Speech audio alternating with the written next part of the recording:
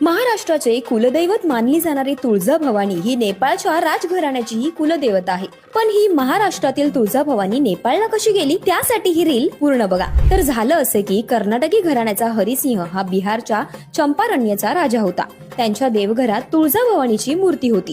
त्यानंतर दिल्लीच्या सुलतान घियासुद्दीन तुगलक याने हरिसिंहाला एका युद्धात पराभूत केलं.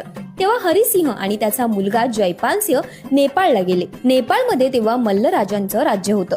तिथल्या रुद्रमल्ल या राजाला एक मुलगी होती. तिच्याशिवाय राजाला वारस नव्हता. या रुद्रमल्लाने तिचे लग्न हरिसिंह याचा मुलगा जयपाल सिंह याच्याशी करून दिलं.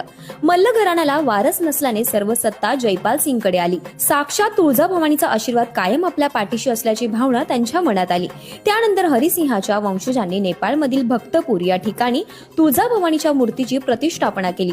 साहजिकच तुळजाभवानी ही राजघराण्याची कुलदेवता म्हणून नेपाळमध्ये विराजमान झाली. नेपाळी भाषेत तुळजाभवानीला देगू तलेजू भवानी असं म्हणतात. त्यानंतर त्यांच्या वंशजांनी काठमांडू आणि पाटण येथे तुळजाभवानीची मंदिरे स्थापन करून संपूर्ण नेपाळ तुळजाभवानीमय करून टाकला.